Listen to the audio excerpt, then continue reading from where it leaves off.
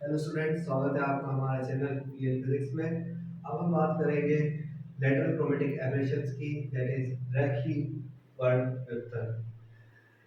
Chromatic aberration जो है दो टाइप्स के होते हैं, एक होता है रेखीय वर्ण विवर्तन और एक होता है अक्षीय वर्ण विवर्तन। तो अक्षीय वर्ण विवर्तन क्या होता है? जब ऑब्जेक्ट जो है वाइट ऑब्जेक्ट वो इनफाइनाइट पे हो तो उसकी जो रेज आती है पैरेलल टू एक्सिस वो अलग अलग फोकल पॉइंट पे फोकस होती है, जो अलग अलग कलर की रेज होती है। मतलब वॉयलेट की जो रे है वो पहले फोकस हो जाती है और जो रेड है वो दूर थोड़ा डिस्टेंस पे फोकस होती है। तो ये जो एक्सियल सेपरेशन होता है इसी को हम बोलते हैं अक्षीय वर्णविवर्तन। लेकिन जब ऑब्जेक्ट वाइट कलर का हो, फाइनाइट डिस्टेंस पे फाइनाइट ऑब्जेक्ट रखा हो, तो क्या होगा? वो उस केस में क्या होगा, हमें रेखीय वर्ण विवर्तन भी मिलेगा। तो रेखीय वर्ण विवर्तन में क्या होता है, जो ऑब्जेक्ट की जो लेंथ है वर्टिकल डायरेक्शन में उसके साइज में डिफरेंस आ जाता है। मतलब वो भी चेंज हो जाती है, अलग अलग कलर के लिए अलग अलग लेंथ होती है। तो ये हम देखेंगे चित्र के द्वारा कि कैसे रेखीय वर्ण विवर्तन इंट्रोड्यूस होता है एक ऑब्जेक्ट में, ऑब्जेक्ट की इमेज में फाइनाइट डिस्टेंस पे जो रखी हुई है। तो ये है हमारा लेंस, इसे हम डिनोट करते हैं एल से। ये रही इसकी एक्सिस। यहाँ पे हमने एक फाइनाइट डिस्टेंस पे जो है यू डिस्टेंस पे ऑब्जेक्ट रखा है। वो कौन सा है? White object. तो ये जो वाइट ऑब्जेक्ट है यहाँ पे इस पॉइंट से सपोज रेज निकलनी है पैरेलल टू एक्सिस। तो जैसे हमने बात की, वॉयलेट लाइट के लिए फोकस जो होता है वो पास होता है क्योंकि उसका रिफ्रैक्टिव इंडेक्स ज्यादा होता है। तो यहाँ पे जो वाइट ऑब्जेक्ट की रे है वो यहाँ पे कलरों में डिवाइड हो जाएगी, डिस्पर्स हो जाएगी।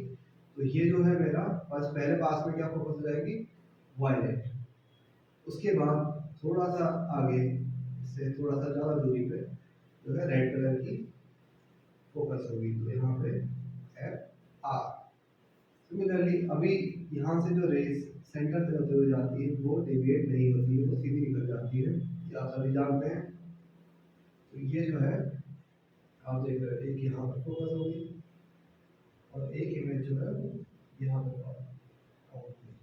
तो ये जो इमेज है ये है वॉयलेट की और ये वाली जो इमेज है वो है रेड की।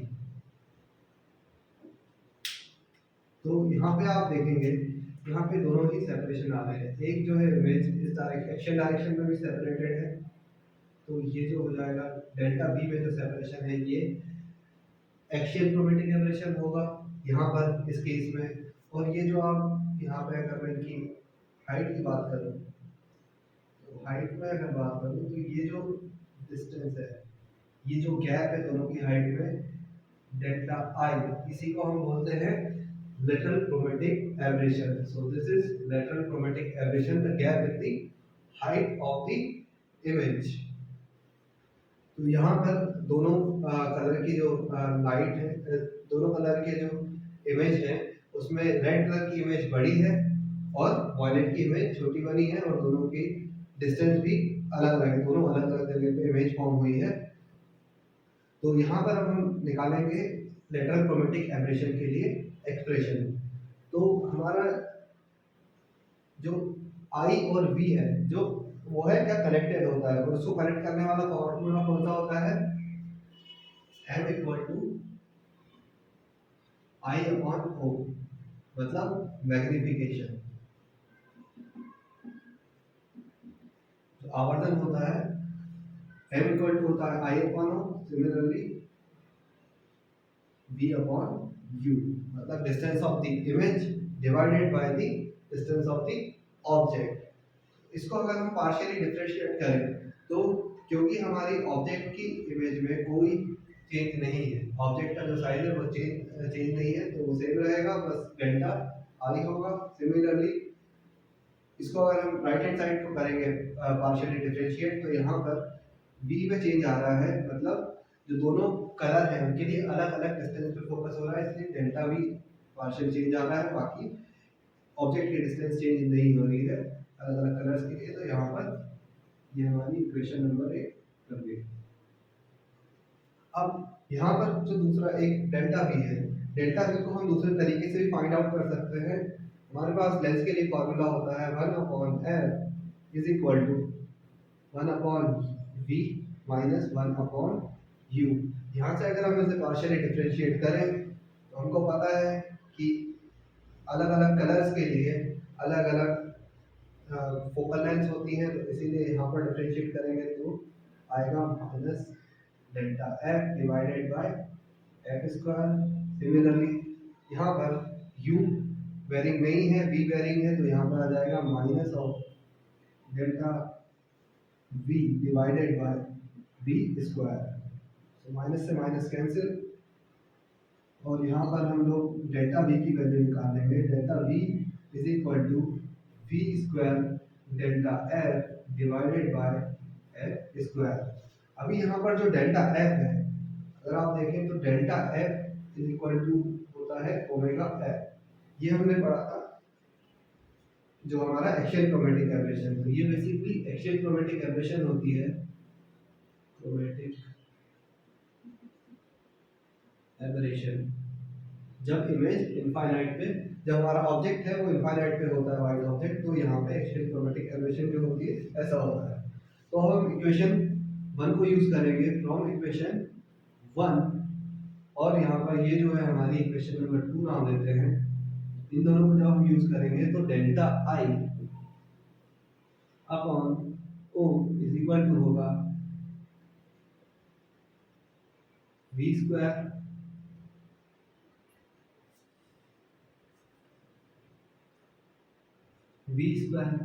Upon F square into U. यहाँ पर चीज और आ जाएगी omega into F. Omega into F कहाँ से आया? यहाँ से delta F equal to omega F. यहाँ से एक एफ से एफ कैंसिल हो जाएगा। हमारा जो डेल्टा आई है, delta I will be equal to V square upon U F into omega multiplied by length of the object. तो ये जो हमारा एक्सप्रेशन है that is the expression for lateral chromatic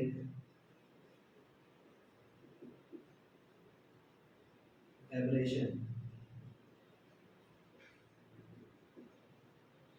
ये हमारा एक्सप्रेशन बताता है जो हमारी इमेज की जो लेंथ है वो किस तरीके से डिवेट हो चेंज होगी जब वो वाइट कलर का हो और फाइनाइट डिस्टेंस पे रखा हुआ हो। तो यहाँ पर हम लोग अब 2-3 चीज ऑब्जर्व करेंगे। इसको मैं बता देता हूँ।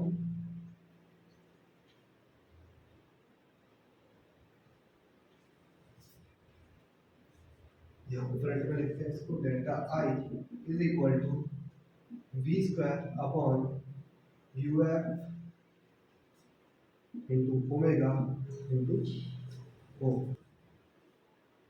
तो यहाँ पर हम देखेंगे जब हमारा ऑब्जेक्ट इनफाइनाइट में हो, ऑब्जेक्ट अगर इनफाइनाइट में होगा u इक्वल टू इन्फिनिटी, तो उस केस में क्या होगा? Delta I will automatically will be equal to 0, क्योंकि यहाँ पर जो है u है और u की वैल्यू जब इनफाइनाइट हो जाएगी तो क्या होगा? ऑब्जेक्ट जो है हमारा उसमें कोई लेटरल क्रोमेटिक एब्रेशन नहीं मिलेगा। तो delta I will be equal to 0। Second जो हमारा केस है उसमें अगर हमारा जो ऑब्जेक्ट है वो फोकस पे रखा है, मतलब v is equal to f, u equal to अगर f है, यहाँ पे u इक्वल टू अगर f हो जाता है तो क्या होगा? उस केस में delta i is equal to क्या हो जाएगा? v जो है हमारा इनफाइनाइट हो जाएगा, क्योंकि फोकस पे अगर कोई चीज रखी जाए तो v की वैल्यू जो है वो इनफाइनाइट हो जाएगी। तो इसका मतलब जो मेरा क्रोमेटिक एब्रेशन है, लेटरल क्रोमेटिक एब्रेशन, वो भी इनफाइनाइट हो जाएगा। मतलब मेरा रेड कलर और उनके जो वायलेट कलर की इमेज फॉर्म होगी उनके साइज में इनफाइनाइट डिफरेंस रहेगा, बेसिकली मुझे इमेज नहीं दिखेगी। तो ये दो केस हो गए। अब उसके बाद इसी केस में अगर हम लोग कंसीडर करें जब हमारा लेटरल क्रोमेटिक एब्रेशन हो रहा है, तो उस केस में हमारा जो है एक्सियल क्रोमेटिक एब्रेशन क्या होगा। तो इस वाले केस में एक हमने डेरिवेशन किया, इसी केस में यहाँ पर एक्सियल क्रोमेटिक एब्रेशन क्या आएगा, एक्सियल क्रोमेटिक एब्रेशन। तो यहाँ पे आप देखोगे एक्सियल क्रोमेटिक एब्रेशन के लिए यहाँ पर एक, जब हमने 1/f equal to 1/v minus 1/u को डिफरेंशिएट किया था, पार्शियली डिफरेंशिएट किया था, तो यहाँ पर delta f upon F square equal to आया था डेल्टा अपॉन v स्क्वायर। तो यहाँ से डेल्टा v जो है वो बेसिकली क्या है हमारा एक्सियल क्रोमेटिक एब्रेशन। तो यहाँ पर इसको अगर हम लोग लिखेंगे राइट फॉर्म में v square upon F square into delta F, और डेल्टा एफ आपको पता है इक्वल टू होता है ओमेगा इंटू एफ। सो यहाँ पर क्या हो जाएगा v square upon F square into omega F, which implies F से F cancel, v square omega divided by F. तो ये होता है हमारा इस केस में axial chromatic aberration. Chromatic aberration इस तरीके से आपने देखा यहाँ पर जो हमारा केस है, जब ऑब्जेक्ट फाइनाइट डिस्टेंस पे रखा है व्हाइट कलर का, तो वहां पे क्या होगा हमारे पास दो तरीके के एब्रेशन आएंगे, लेटरल क्रोमेटिक एब्रेशन भी आएगा और जो है हमारा एक्सियल क्रोमेटिक एब्रेशन भी आएगा, और दोनों एक दूसरे में इंटरवाइंड भी रहेंगे, दोनों एक दूसरे को, दोनों के वजह से एक दूसरे में इफेक्ट भी दिखेगा, दोनों में चेंज रहेगा एक साथ। तो ये रहा हमारा कंप्लीट लेटरल क्रोमेटिक एब्रेशन, और हमने एक्सियल क्रोमेटिक एब्रेशन भी पढ़ लिया है। अब हम इसके बाद डिस्कस करेंगे जो क्रोमेटिक एब्रेशन है उनको रिमूव कैसे किया जाए, तो उनके लिए किस तरीके के कॉम्बिनेशन यूज किए जाते हैं, किस तरीके से लेंसेज को रखा जाता है, तो हम डिस्कस करेंगे इसके बाद अगले वीडियो में लेटरल क्रोमेटिक और क्रोमेटिक एब्रेशंस को रिमूव करने के बारे में।